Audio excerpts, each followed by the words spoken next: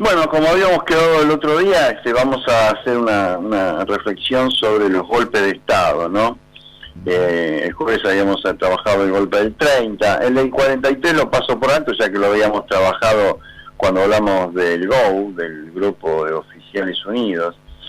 Hoy vamos a analizar el golpe de 55, de 1955, pero no desde la mera descripción de los acontecimientos, que la mayoría los conocen, o los conocemos y tienen una profusa bibliografía al respecto, y menos fijar una posición ante eso, sino trabajar sobre tres ejes como lo hicimos con el golpe del 30, y que los elegí en función, como el anterior, de cómo esos antecedentes históricos nos pueden servir hoy. Además le voy a tirar unos datos creo que desconocidos para el conjunto, inclusive para no poca militancia, ya que mucho de lo que trabajo hoy lo extracté del libro que ya lo mencioné en su momento, El Lodo de Moscú, que escribe el periodista Isidoro Gilbert, que fue durante mucho tiempo el director de la agencia TASS, que era la agencia de la Unión Soviética, y que a él no lo expresa, pero que a mí me quedan mis dudas que no haya sido también un agente de la KGB. Pero bueno, vayamos al hueso de la cuestión. ¿Cómo se llama el libro? El Lodo de Moscú, que habla de las relaciones argentino-soviéticas desde ruso-argentina desde 1880 en adelante. Los tres ejes son la situación mundial, en donde no poco tiene que ver la intervención de la Unión Soviética, la unidad lograda por la oligarquía, y esto directamente ligado a la debilidad, en este caso, no a la fragmentación, pero sí a debilidad, sobre todo después de la muerte de Evita, que va a sufrir el peronismo. Un poco sintetizado en las palabras de un gorila, si es que lo hay, que es Luis Gregorich, el periodista Luis Gregorich, que va a escribir el guión de La República Perdida. Él decía que el peronismo a partir de la muerte de Evita se achica y pierde brillo. Pero bueno, la oposición se va fortaleciendo a partir fundamentalmente de la crisis interna que sufrió la Argentina ya por 1952, con malas cosechas, con sequía, y que lo va a impulsar a Perón a desarrollar lo que llamó el Congreso de la Productividad. En ese contexto, Perón siempre pensó en un plan Marshall, así como lo había hecho Estados Unidos con Europa, un plan Marshall para Argentina. Pero el acercamiento secreto que tenía Perón con la Unión Soviética inquietaba a Estados Unidos.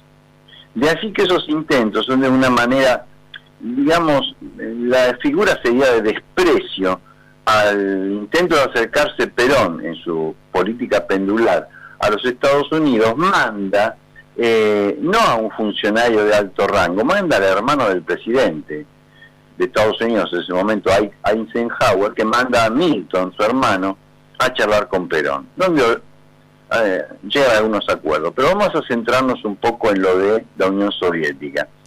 Existe una idea, casi un mito, que no tiene dejos de verdad, que Perón apostaba a la Tercera Guerra Mundial. Ya lo había planteado el general Patton, de cuando terminó la guerra decía, bueno, no terminemos, sigamos ahora y exterminemos a los rusos que van a ser nuestros enemigos. De allí de la tercera posición. Y también los recelos que tenía Perón sobre Stalin. Pensemos que en este momento todavía está al comando del Estado soviético Joseph Stalin. Pero, por ejemplo, esos recelos no los tenía Eva Perón, ya que era muy tenida en cuenta y muy nombrada por Stalin, Eva Perón. Mirá vos. Esto porque tenían permanentes contactos secretos con la Unión Soviética desde 1946, ya que una cosa era la diplomacia del Estado soviético, y esto podría dar para otra columna, y muy otra la diplomacia paralela que ejercía el Partido Comunista Argentino. La guerra de Corea pone fin a esta apuesta de Perón, ya que quedaba claro que se iban a empezar a generar conflictos focalizados y no una guerra abierta entre el bloque soviético y el bloque norteamericano. O sea, con eso la apuesta de Perón queda diluida.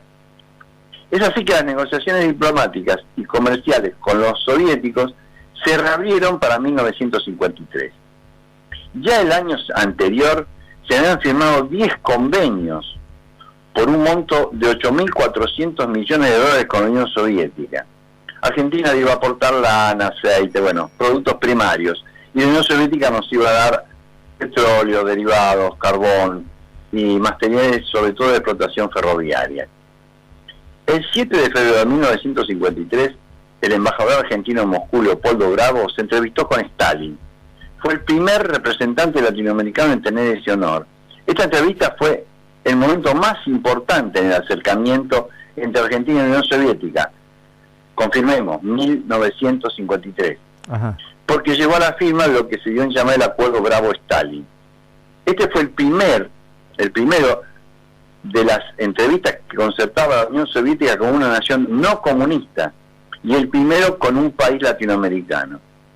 Fue en verdad una entrevista que dio mucho de qué hablar internacionalmente. ¿Podés repetir el año, por favor, Tato? Febrero de 1953. Ajá. Este fue el primero, como dije, que concertaba la Unión Soviética.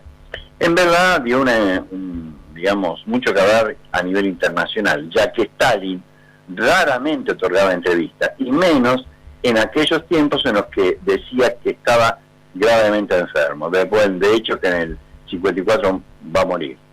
En dicha entrevista deja entrever la importancia que le daba a nuestro país en la conformación de la unidad latinoamericana como bloque, que es ahí donde ese resquemor que tenía Perón se desvanece. Pero Perón seguía jugando en ese juego pendular, que a esta altura se transformaba en un juego por lo menos peligroso. Aunque también elevado al rango de mito, no es menor el impacto de la muerte de Evita. Tengamos en cuenta aquel famoso acontecimiento de la conformación de milicias obreras con la compra de material bélico al príncipe de Holanda. A partir de allí, Perón, a partir de la muerte de Evita, se apoya cada vez más en un ejército, en cuyo seno ya se le observaba con recelo. Pensemos que ya Perón está iniciando su confrontación con la Iglesia, con lo cual los militares católicos empiezan a tener su desconfianza. Y Perón empieza a desarrollar, desaparecida Evita, y un microclima con acercamiento de funcionarios poco eficaces, más proclives al halago que la crítica. Ese famoso concepto que arrojaba Perón de la concupiscencia. El caso más relevante de esto, va a haber muchos, pero el caso más relevante, por ejemplo, es la separación del secretario general de la CGT, Espejo, que era muy cercano a Evita, por un menos confrontativo Eduardo Buletich, que lo llevaba de alguna manera, si no a la desmovilización de los trabajadores, por lo menos a atenuarla o controlarla. Es en esos momentos, y sobre todo después del bombardeo de Plaza de Mayo, ante lo cual Perón reacciona con una mesura no comprendida, pero en los pocos días, sintiéndose de alguna manera un poco fuerte, llama a la Plaza de Mayo y descerraja aquel famoso 5x1. Los acontecimientos se van sucediendo rápidamente. Por más que luego va a abrir los medios de comunicación en poder del Estado peronista, la oposición, que ya estaba complotando, de alguna manera la suerte estaba echada. Entonces, dejo la comparación a las y los oyentes. Sí. El marco internacional había cambiado. Estados Unidos, que después de la guerra había dejado de ocuparse de su patio trasero, es decir, nosotros, en la reconstrucción de Alemania fundamentalmente y de Europa, se da también finalizada esa reconstrucción, que no misteriosamente se da entre el 53 y 55, y aparece el nuevo conflicto entre este y oeste, vuelve sus ojos para acá, que era lo que estaba pasando, y Perón realmente representaba ante esta actitud pendular y este acercamiento a la Unión Soviética. Pensemos que también va a venir el ministro de Relaciones Exteriores comunista de la Unión Soviética a la Argentina, cosa que nunca había sido previsible, Estados Unidos empieza a tener una actitud mucho más confrontativa. ¿En qué año viene el ministro Esta visita se produce en el año 54, ¿sí? Estaban totalmente alarmados los norteamericanos. Totalmente. Bien, y eso yo te lo voy a reafirmar. Entonces, una relación con la Unión Soviética, luego de la muerte de Stalin, que buscaba la unidad latinoamericana, queda basculante, queda ahí. Pero empieza a acercarse, empieza a tener intenciones de acercarse a la Unión Soviética, pero totalmente, digamos, disminuido en su poder, concretamente, inclusive en su poder popular. Dijimos que teníamos una CGT que de alguna manera controlaba, no nos olvidemos, el Congreso de la Productividad, donde necesitaba que los obreros aceptaran las nuevas condiciones, o se va a ver un ajuste económico, con lo cual digamos, las relaciones internacionales de la Unión Soviética en Argentina vuelven a ser manejadas por el Partido Comunista. Digamos que en ese momento, siempre es fácil hacer, bueno, la historia de última es contar acontecimientos con el diario del lunes, pero digo, en ese momento Perón podría haberse encontrado en la disyuntiva que se encontró Fidel cuando produce la revolución. Pensemos que la revolución se va a producir 4 o 5 años después. Claro, 59. Donde Fidel tenía que optar. Yo no creo que hubiera tenido muchas ganas de volcarse decididamente a la Unión Soviética, pero lo hace, ¿sí? Entonces, un peronismo que para conformar a las Fuerzas Armadas se aleja de la organización popular. Y acá otra vez la figura de Evita, que de alguna manera la que en su alianza, digamos, inocultable con la CGT, era la que de alguna forma le ponía freno. Y no olvidemos que era totalmente mal vista por las estructuras del ejército.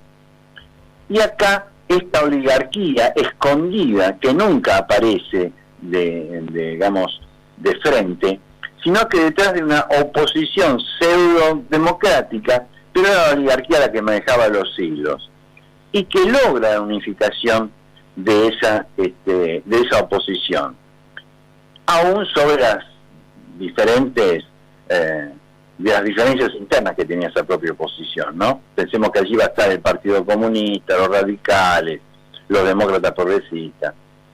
Digamos, un poco para ir cerrando, la historia nunca se repite, pero en ella podemos encontrar detalles, rasgos, algunas permanencias insoslayables.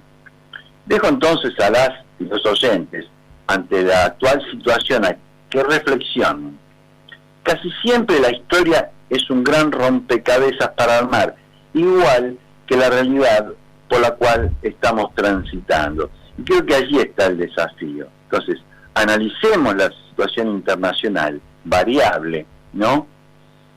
Veamos cómo logra la unificación la oposición, en función de que, en este caso, la oposición se aglutina en base a intereses y no a ideales, como diría Perón, y digamos la debilidad o la posibilidad de disgregación de los sectores populares o de aquellos sectores que representan a los sectores populares.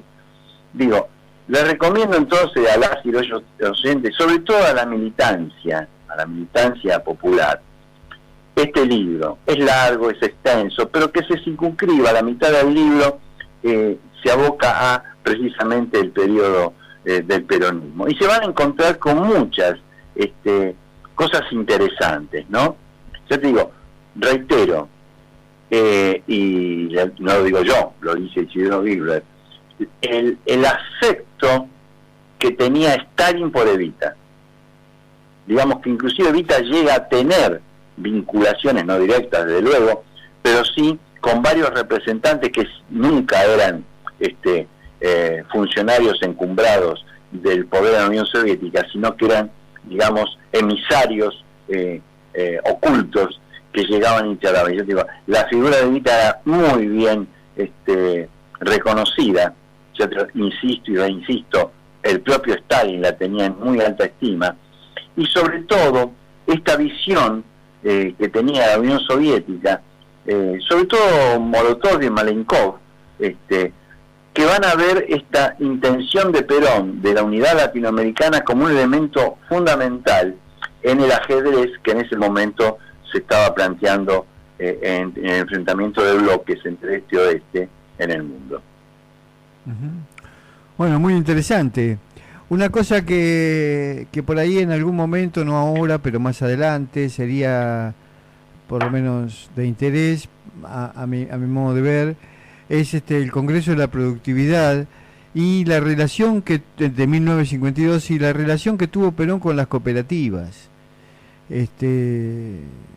Perón le dio más trascendencia a las cooperativas, sobre todo, bueno, agropecuarias, agrarias, de las que se conoce así masivamente.